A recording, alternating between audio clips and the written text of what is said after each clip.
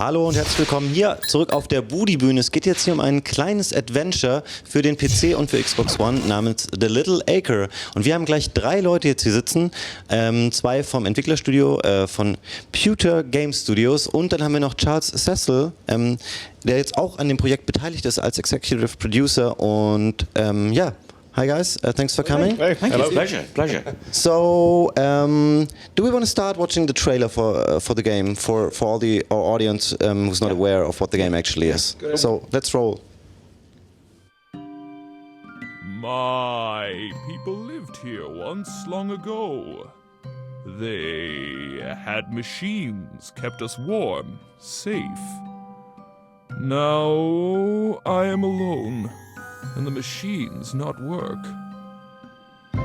From Pewter Game Studios comes a handcrafted story. A tale of fantasy and heroes. An odyssey to another world. I want to live here! Right. A story of friendship. Oh, hey, Jerry! You're a good listener, like Dougal. And of courage.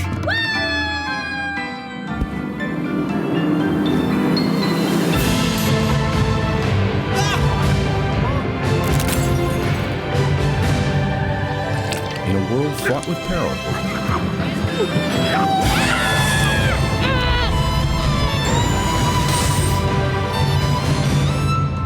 The Little Acre.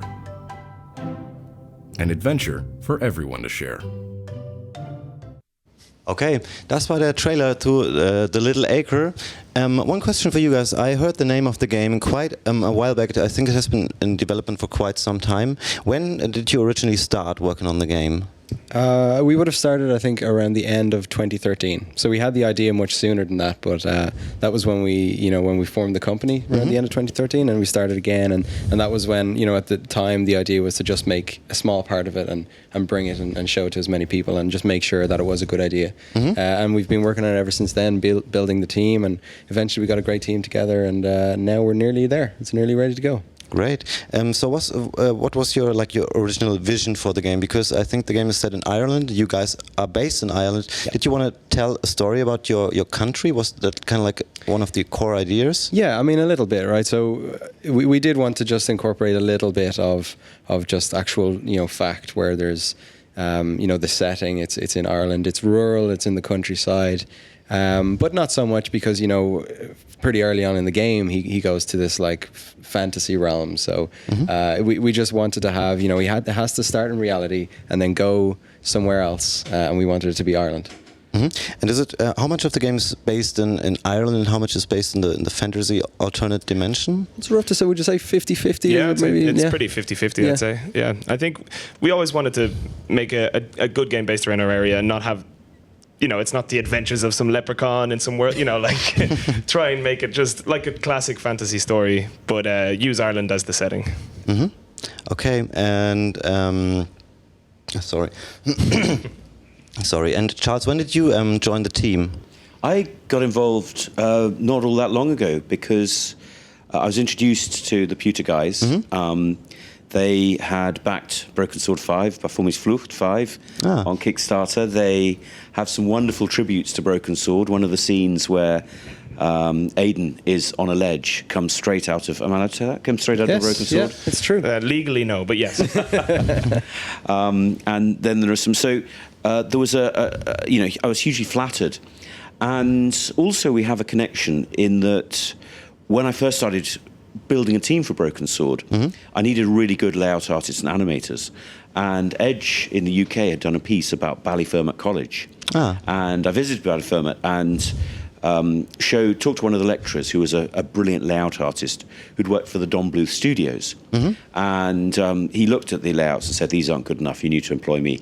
And I did, and he was brilliant. And the wonderful thing is that Chris actually was at Ballyfermot, and many of these animators were as well. So the whole thing kind of feels like it's gone full circle with their beautiful hand animation. And so my role has been to plead with them to add new, cutscenes, new some of the puzzles, some of the music and sound effects, and really come in quite late. I take no credit for the beauty of the game itself, but I hope I can take some of the credit for that last bit of polish, which of course is what I've done many, many times in all the adventures that we've written. And it's a real pleasure to be associated with them, but it's very much their game. Probably for our viewers not knowing Don Bluth, who Charles mentioned, this guy made Dragon Slayer back in the days. So is this kind of like the animation style that influenced you as well? Because I think the animation style is something that's very specific or unique about the game. It looks so, it's like hand drawn and lovely. And isn't it like really hard for you guys to do that? Because I can imagine it's a lot of work doing all that. It is. It's a crazy amount of work. But the thing is, the animators want to do this type of animation. So Ireland has a really strong animation scene, like good people making films and television, but that classic Disney flip book drawings and drawing style isn't very popular because it's crazy to do it. It's time consuming, it's expensive, but it's also the reason why when people see the game, they're just like, oh my God, I haven't seen this in so long, this style. So, and when an animator goes to college, I think a lot of them want to do that style, but then later have to learn, rigging a piece of grass for 2 years or something like that. So it was, even though it's a crazy amount of work, it was actually easy to get the animators from college as soon as they graduated and be like, you can animate straight away, drawing, just go. And I think that's what they wanted to do. So it was easy. Also, I think it'd be worth saying that it feels quite different to Disney. It feels like a Don Bluth production. So Ballyfermot was specifically started to feed the Don Bluth studios in Dublin. And what I love is the fact that even 20 years later, there's still a very, very specific style that is being taught to the students. And that this is why the game looks so unique, because it is different to other animation styles. Yeah, this is the weird thing about the Don Bluth style, because I'm not a big fan of his games, but I really love their style. I still play Dragon Slayer or Space Ace still today because they look so lovely. And I also checked your team side. I think you're like around 10 people or something? Yeah. So, I mean, at the height of development, we had 7 animators working with us. Okay, but that would have been my question. How many of these 10 people are doing animations like all day? Yeah. So Ben and I took care of the game design and the programming and writing between us, but everyone else, was dedicated to background art and to animation. So, it's such an art-heavy game. There's just such a huge amount of work to do. It really needed that much attention. Yeah. What we also saw in the trailers, there are 2 different characters in the game, which I think are really different in their ways. Can you talk a bit about them, who they are, and probably about their differences as well, if there are any gameplay differences? Sure. Yeah. The two characters are Aidan and his daughter Lily. So Lily's about 5 or 6, and the main differences between the two, I suppose, is personality. Aidan he's a bit reluctant to go through everything. He's a bit, exasperated by everything. Whereas Lily is kind of the polar opposite, and that's what we wanted. So, she loves adventure. She's really excited by everything, and she's fearless. And, in terms of gameplay, it's the same. But I think one of the most interesting things is, inevitably they visit some of the same places during the game. But what we do is, we first of all make the characters' reactions to different places completely different, but also even the cursor text, what describes certain objects, is different because they interpret things differently. So Aidan might see something as a scary thing, and Lily will see something as a really interesting thing, an adventure machine versus an intimidating object. Sure. Yeah. And will both of them appear equally throughout the game, or is it like only a small amount It's fairly equal. It's hard to tell in terms of percentage, but you start playing as Aidan and it switches to Lily, and it switches back and forth as part of the story. So they travel to different worlds, and you see them both going to Clonfera, where the characters physically shrink and they change in size. So it's hard. I'd say it's roughly equal anyway. Yeah, definitely. I think the only thing I was going to add is that it's kind of like a twist to a typical fantasy story, like Neverending Story and Labyrinth. It's heavily inspired by them, but what we wanted wanted to do is that the dad goes missing, and then the little girl decides, right, I'm going to go save him. And so just to do it a little bit differently. So you think it's going to be Aiden's adventure, basically, but you realize it's Lily's the kind of the core bit of actually going on the adventure. In terms of the gameplay mechanics, is it controlled like a classical point-and-click adventure? Because I can imagine it's hard to get a consistent way of controlling it on different platforms, because I've already also seen in your trailer, my assumption before was that it's coming for PC and Xbox One, but it will be on more platforms now. I also saw the PlayStation logo and iOS and stuff like that. Exactly, yeah. So you know, we've talked about this. We're not sure what's better. Ben prefers controller, but but he doesn't admit it. No, he does. He did it, and now he has to leave Germany. That was a one-off. Controller. Right, you can't silence me. So we got a controller advocate over here for point-and-click adventure. So what we did was, rather than using a cursor with the analog sticks, you're actually controlling the character and you're moving the character around, even though it's an adventure game. And how we do that is then, as you approach objects, you'll just get the the icon pop up to say A or B to interact with things. So yeah, it works quite well. Better, some people say. Some people say it's better. Not that you would comment. No. The other thing is that the point and click actually does translate really well across to touch screen, to controllers. It's just something that we're very lucky in the adventure as a genre, because the interface is very transportable.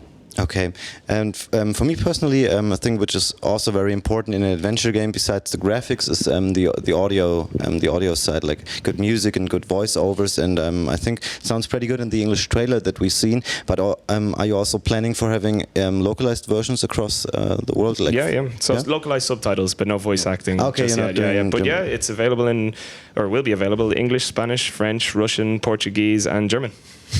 Okay, and one of the things that I saw on our chat immediately when we started airing the trailers, that they were mentioning like the Dalek games. I'm sure you guys probably know. We love the Dalek. Definitely. Yeah. So we have a very separate gaming history, the two of us, but adventure games is where we'd kind of come together. Yeah. Broken Sword was the first game you're like, because he was like playing Final Fantasy and Sega stuff, and I was a real Nintendo kid, but we both said Broken Sword. Oh yeah, okay, you know that. And then slowly Deponia, obviously another one. So we'd be big fans of the Dalek stuff as well. Okay, so did you have yourself influenced in the way of the visual style that you're using? Yeah, like we've certainly looked at a lot of it. Like, it is beautiful.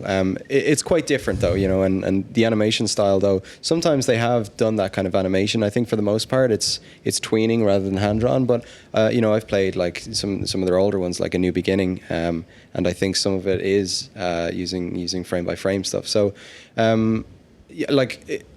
it's great. But I don't know if we've ever used it as a direct influence.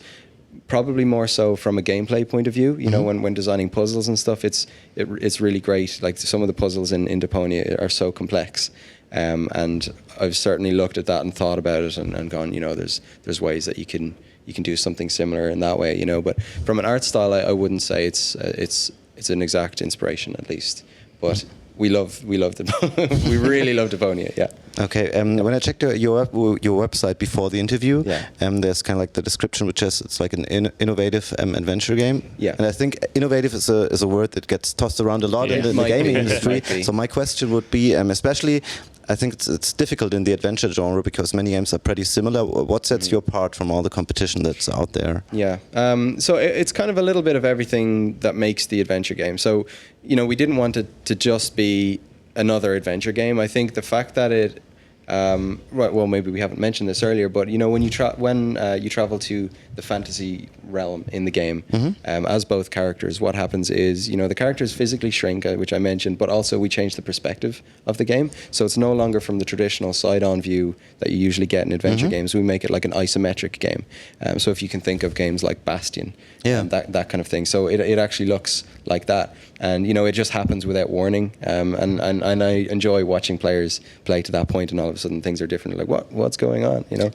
But from that point of view, the gameplay is still the same. Still point and click. The puzzles are slightly different. It changes in that way. It's more environmental, finding your way around and navigating things rather than picking up a lot of items in that way. But that's something definitely that we haven't seen before. Can I add? Sure, I also please. think that the fact that it is all hand drawn, but in 1080p, is unique. Sorry, were you going to say that? I interrupted your moment of glory. The fact that it's clearly hand drawn. So you see in the trailer some wonderful expressions that could only be done in 2D by traditional animators. And then also your voiceover for Aiden is interesting. Your actor for Aiden is quite innovative as well, isn't he? So the guy who did the voice of Aiden, his name is Brian. He's better known as Terrorizer on YouTube. So if anybody there is a big fan of Terrorizer, he's done a fantastic job. So he was a friend of ours, and he's really good at doing voices and impressions. So I just asked him. I figured he'd be too busy or something. But I was like, hey, would you like to do the voice of the character in our game? And he was just like, oh, I'd love to. And I was like, oh my god. So it's been great. Like, he's so good. Yeah, and the good thing about that is we have lots of animated, bloopers, like outtakes where he messes up, and we actually have a lot of them animated. They're not going to be in the game because the age rating would probably shoot right up, but we'll release them somehow. Maybe you'll get to see them. They're great. Sure. So all the recording is done for the game? Yeah. Everything's like, we're really at that last 10%, 5%, depending how much Charles guides us. Charles wants us to change more Charlie, stuff. We'll see. Are you planning on changing everything again? No. What was fantastic is because at the end of a project you're absolutely exhausted, particularly since, as these guys say, 7 animators working for 3 years, effectively, nearly 3 years. And what I was thrilled by was the fact that when I fed back all these comments to them, that actually they were really well received. And a lot of you said, well, actually we kind of knew that, or we believed that, or actually we were waiting for it. And my experience of writing quite a few adventure games is that it is that last bit that really counts. So that well, not really counts, but it's really important, because the market for adventures is so competitive. There are so many people writing adventures that actually you really do need to get that last bit of polish in. And that's what will set this game apart from the other adventures that probably won't come. They won't be as charming, they won't be as well designed, they won't have that polish that we will ensure. So the answer to the game is that it would have been released sooner if I hadn't kind of pleaded with them. So it would be out by now? It would, probably. But it's not far. It's not far off now. Yes. Okay, but you haven't announced a specific date yet, right? No, we're going to do that soon. So it is essentially just working through all of these improvements and adjustments, and kind of picking, because Charles gave us a huge amount. He's like, here's all the stuff that we could do. So we kind of just have to pick through it and go, this is definitely worth doing, and this is definitely worth doing, and that's what we've already done. And now all we need to do is just assess how much time that's going to take us. So we're nearly there, and we expect to tell everybody when it's going to be released soon. And you didn't see the original list. You whittled that down even more. I really did. Yeah. And you're going to ship on all platforms right from the start, or? That's also something that we have to kind of weigh up. So definitely we're going to do Steam and Xbox at the same time. Whether we do other platforms at the same time kind of depends on, how much more work we've got to do, and how soon we're going to do it. But we'll tell people that too. Okay. One question that I have, especially in the adventure genre, it's pretty common to have your game spread in different episodes that you're releasing. And I can imagine with you guys working on the game for 3 years, at some time were you at a point where we were thinking, okay, we got part of the game ready, let's just get that out and just then continue working on the other stuff? I think we weren't thinking that, but it was suggested to us by a lot of people, just when, because it's so hard and it takes so long to do, particularly with the animation style, as we said, and that was just suggested to us that maybe you should just release what you have and then get a bit of revenue and go forward. But we just wanted it to be a complete experience.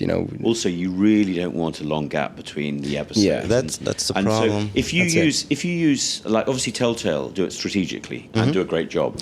But not all the time. I mean, they usually do, but at some games they had obviously they had problems getting the episodes done, and there was a huge gap, and people were waiting for it, and then it can happen. So, so I think you need to do it from a strategic perspective rather than because you think you can get it out and then move on. Because if it's a 3 or 4 or 5 month gap, it's just not acceptable, is it? Which there would be, I suppose, with this with with the development required for our game.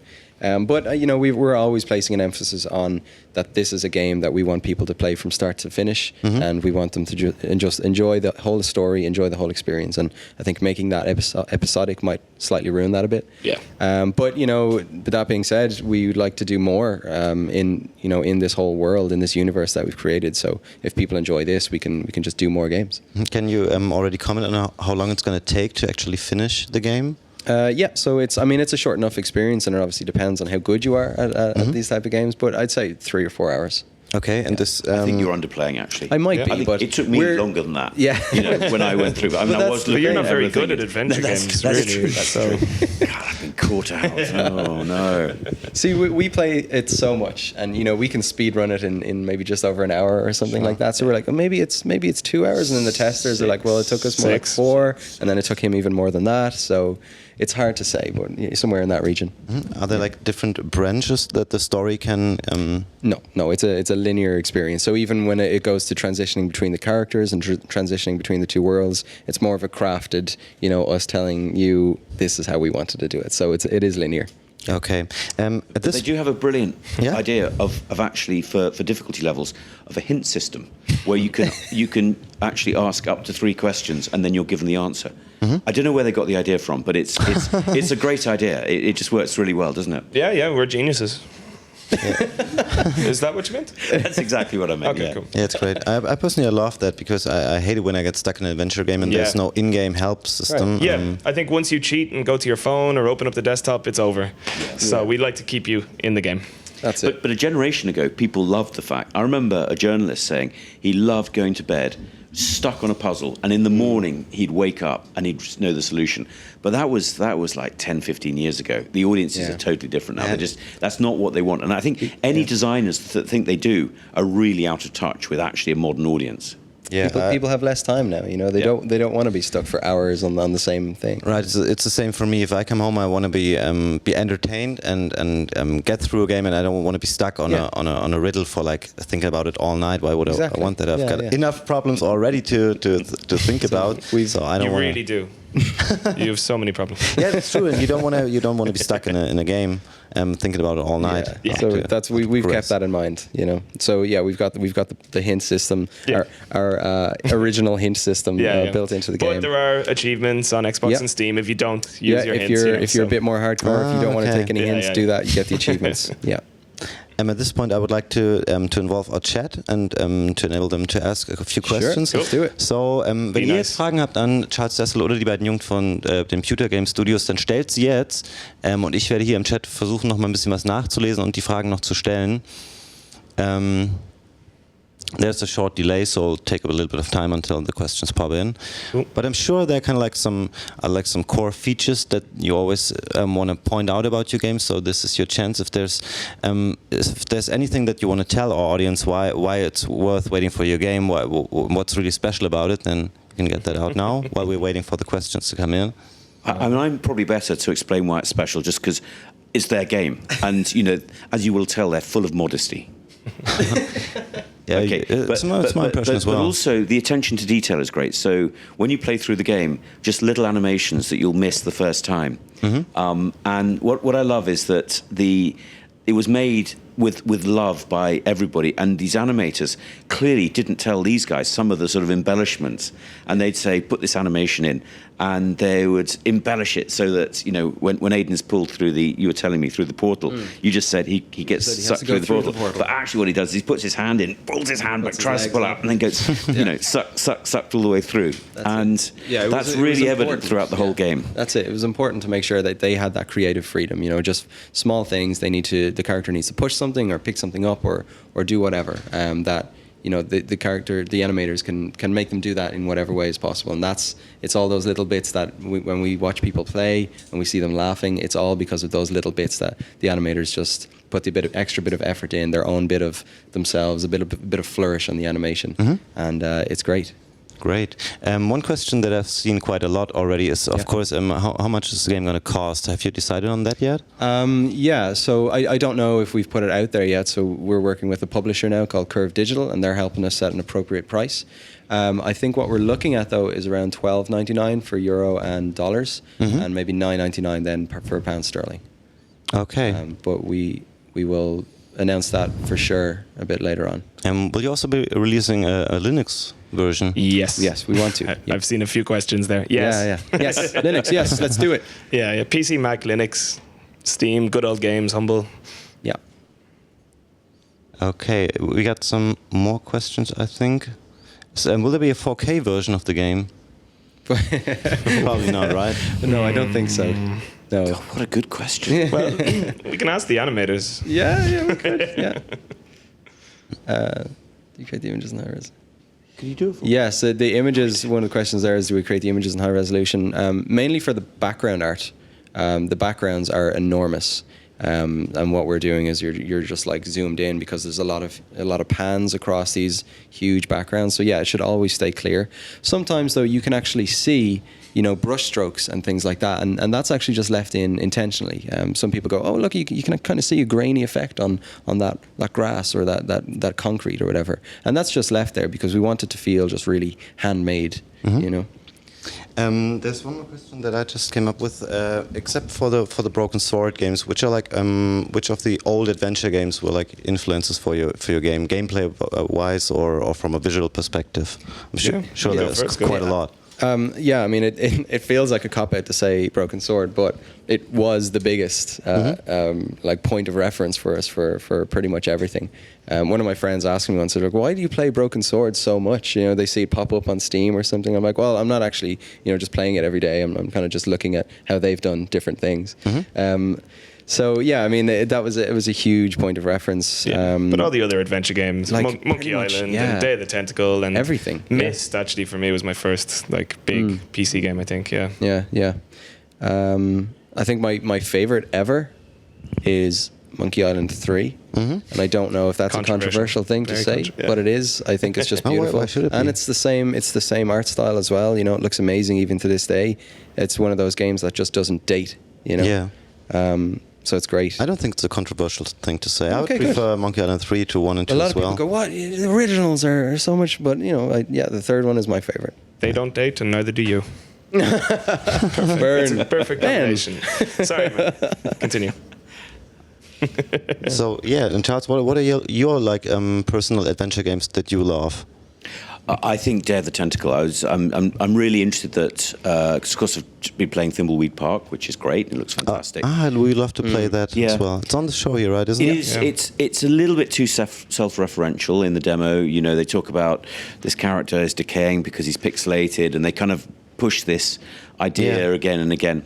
But I was replaying because I was doing a talk, and I wanted to remind myself of putting the hamster in the microwave, and it's just such a beautiful moment. So, and it's the joy of although people wanted to Microsoft your cat, didn't they? They did, yeah, to microwave the cat, yeah. Which I wouldn't have objected to in the least, I have to say. The cat is a bastard. Yeah, he is. I'm not sure you're allowed to. The cat is a lovely creature. Yeah. And the great thing about adventures is that as time has moved forward, I think it's quite important to embrace the fact that it's now HD. I mean, and what I'm impressed by in The Little Acre is that actually, even though it's HD, it doesn't feel like they've fallen into uncanny valley. They've very definitely gone down an art style that is very stylized, so it still works. But yeah, I mean, to answer, it would be definitely the Monkey Islands and the Mists. Sorry, the Monkey Islands and Day of the Tentacles. Do you play your own games? Oh, yeah, no, very much so. I have to. I have to. But I play them again and again and again. But so what's actually really nice is to come back. No, but then I'll come back a few years later for whatever reason. Because, when we did the iOS versions of the games, then of course I went back and played them. Right. And it was probably the first time I played the games absolutely finished. Wow. Absolutely finished. So that was great and sort of remembering. But yeah. Cool. Okay, I think this concludes our little interview about The Little Acre. Bei uns geht es jetzt weiter gleich mit CD Projekt Red und Gwent. Der wunderbare Fabian Döhler ist hier zusammen mit einem der Jungs von CD Projekt Red und Alvin wird eine ganze Menge schlaue Fragen zu dem Spiel stellen. You guys, thanks for coming. Best of luck with the game. And very much. Yeah, hope to see you soon again. Fantastic. Thank you very much. Bye.